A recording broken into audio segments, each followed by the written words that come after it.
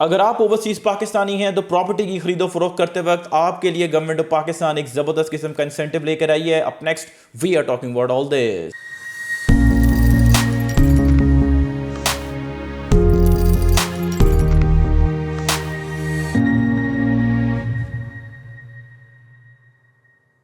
Welcome to production of property Gupshup. So FPR ने किया है एक सर्कुलर इशू डेटेड 25 नवंबर 2024, जिसके मुताबिक अगर आप नॉन रेजिडेंट पाकिस्तानी हैं, mind you I didn't use the word overseas Pakistani, I use the actual legal term non resident Pakistani. तो प्रॉपर्टी खरीदते वक्त जो आप विदहोल्डिंग टैक्स पे करते हैं 236 के, वो आपको अब पे नहीं करना पड़ेगा। That would be equal to zero. Similarly अगर आप नॉन रेजिडेंट पाकिस्तानी और अपनी प्रॉपर्टी बेच रहे हैं तो आपको 236C का जो विदहोल्डिंग टैक्स है वो भी पे नहीं करना पड़ेगा, वो भी होगा equal to a big zero. इससे पहले प्रैक्टिस ये थी कि अगर कोई नॉन रेजिडेंट पाकिस्तानी है, जिसकी तारीफ़ मैं आपको आगे बयान भी करूँगा, जो मल्टीपल टाइम्स हम अपनी डिफरेंट वीडियोज़ में करते रहे हैं, तो आप बेशक नॉन फाइलर थे, आप एक्टिव टैक्स पेयर्स लिस्ट में नज़र नहीं आते थे, शो नहीं होते थे, तो आप फाइलर का टैक्स ही जो है वो पे करते थे। लेकिन अब ये दोनों जो टैक्सेस हैं बेचने और ख़रीदते वक्त 236 के और सी, वो ज़ीरो के इक्वल जो है वो हो चुके हैं। अब मैं आपको ये बताता हूँ कि आप कैसे क्वालिफाई करते हैं इस नॉन रेजिडेंट पाकिस्तानी के स्टेटस को। ठीक है, अगर आप नाइकॉप होल्डर हैं या पीओसी होल्डर है, ये दोनों वर्ड्स इस सर्कुलर में मेंशन है, जो भी आपको हाईलाइट करके भी जो है वो दिखा रहे हैं, तो आप नॉन रेजिडेंट पाकिस्तानी हैं। देखिए, मैं भी ओवरसीज़ पाकिस्तानी जो है वो बाय आप कह लें कि हैबिट जो है वो बोलने लगा था। सो एक तो कंडीशन होगी कि आपके पास नाइकॉप है या आपके पास पीओसी है।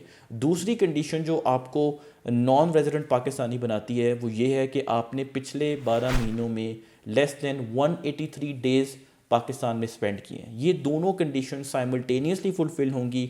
Your NICOP holder slash your POC holder और आपने 183 डेज से कम स्पेंड किए हैं पाकिस्तान में पिछले 12 महीनों में, तो आप नॉन रेजिडेंट पाकिस्तानी एफबीआर की नज़र में जो हैं वो ट्रीट होंगे। ठीक है, अब प्रोसीजर क्या होगा इसका, इस टैक्स एग्जेम्पशन को आपने अवेल कैसे करना है। जब भी हम किसी का टैक्स कोई प्रॉपर्टी परचेज कर रहा है या बेच रहा होता है, तो हम एफबीआर की वेबसाइट पे देख जाकर चलान बनाते हैं, तो वहाँ पे एक ऑप्शन होगा जो अभी नहीं है। चूँकि इस सर्कुलर में लिखा हुआ है कि आईआरएस जो है, जो हमारा टैक्स सिस्टम है, उसके अंदर ये it is being incorporated, change is being incorporated. अब ये नहीं हुआ, अभी जब होगा तो आप ये कर सकेंगे।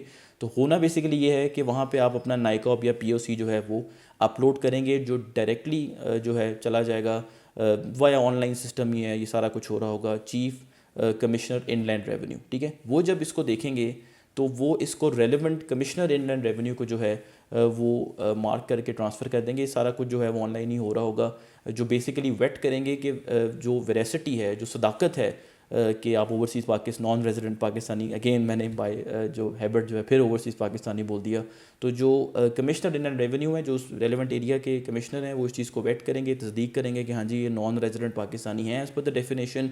तो आपको एक ईमेल या एसएमएस के थ्रू एक सर्टिफिकेट, एग्जाम्पशन सर्टिफिकेट जो है वो मिल जाएगा। वो सर्टिफिकेट आप जाके डीएचए को दें, बहरिया को दें, या किसी भी रेलिवेंट जो ट्रांसफरिंग अथॉरिटी है उनको दें, तो आप ये एग्जाम्पशन जो है एंजॉय कर सकेंगे और without any paying any tax आप अपनी प्रॉपर्टीज़ की ट्रांसफ़र जो है वो करवा सकेंगे, वेदर यूर अ सेलर और बायर। अब ये कोई छोटी एग्जाम्पशन जो है वो नहीं है। आपको स्क्रीन पे एक टेबल जो है वो हम आपको दिखा रहे हैं, जिसमें हमने कनाल के और 4 मरला कमर्शियल प्लॉट के डीएच रावलपिंडी इस्लामाबाद में जो टैक्सेस बनते हैं वो मेंशन किए हुए हैं। अभी रिसेंटली जो एफबीआर वैल्यूज़ हैं वो भी रिवाइज हुई हैं। डीएचए फेज़ 5 को आप देखें, पहले 1,98,000 समथिंग था, अब 2,84,000 जो है वो हो चुका है। you're not paying that if you're an overseas non-resident Pakistani. Again, I use the same term by habit. अगर आप DHA4 को देखें तो 2,55,000 है, अब नहीं पे करना पड़ेगा आपको, इक्वल टू ज़ीरो। इनफैक्ट ये जितनी भी पेरेंथेसिस में ब्रैकेट में टैक्स लाइबिलिटीज़ लिखी हुई हैं, ये सब यहाँ पे इसको एडिट करके 000 लिख देना चाहिए फॉर ओवरसीज़ पाकिस्तानी।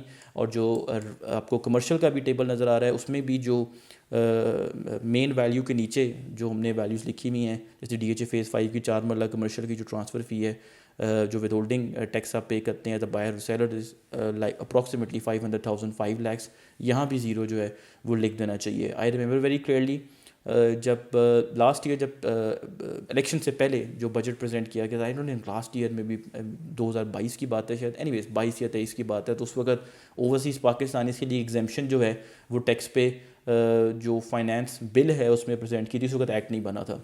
खैर बाद में वो एग्जामेशन गवर्नमेंट ने विड्रॉ कर ली।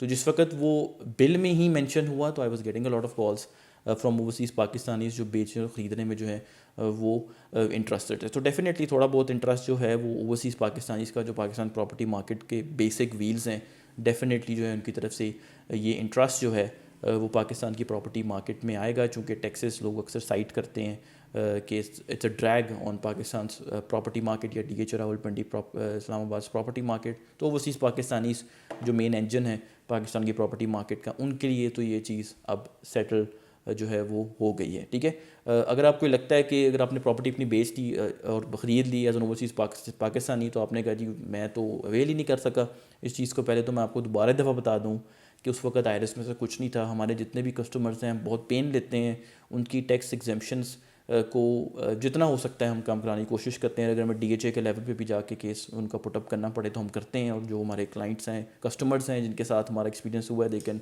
Probably right very nice comment कि हाँ जी इन्होंने बिल्कुल हमारे लिए कोशिश जो है वो की थी। तो हम लोग ये कोशिश करते रहते हैं हमेशा। और उस वक्त IRS में कोई ऐसी चीज़ नहीं थी जिसके मुताबिक हम उनको एग्जाम्पशंस जो है दिलवा सकते। लेकिन अब जब ये IRS का अपडेट हो जाएगा तो आपको एग्जाम्पशन मिल सकेगी। एक और चीज़ ऐड करता चलूँ कि इस सर्कुलर के एंड में लिखा हुआ है कि आपने एक दिन के अंदर ये सारा काम करना है, यानी कि FBR इंस्ट्रक्शंस दे रही है टू कमिश्नर इन रेवेन्यू, जिसने बेसिकली वेट करना है कि आप एक दिन में ये सारे काम को जो है वो वाइंड अप करें। सो जिसको भी एग्जाम्पशन मिलती है टैक्स के पॉइंट ऑफ व्यू से, ख़ास तौर पे ओवरसीज़ पाकिस्तानीज़ को, तो आई थिंक नॉट जस्ट जिसको पाकिस्तानी को, तो I think most definite tax देना चाहिए। ओवरसीज़ पाकिस्तानीज़ बफर हैं हमारे, बहुत ज़्यादा पैसा जो है हमें आता है और लाइफ लाइन है हमारे। आई थिंक सारे हर फोरम पे जो है वो ये एक्सेप्ट करते हैं, जितनी रेमिटेंस आती है, जितनी फॉरेन एक्सचेंज आती है। So I think they pretty much deserve such exemptions. On that note, do consider subscribing our channel Property Gupshup. We'll keep doing such videos for you. Thank you very much.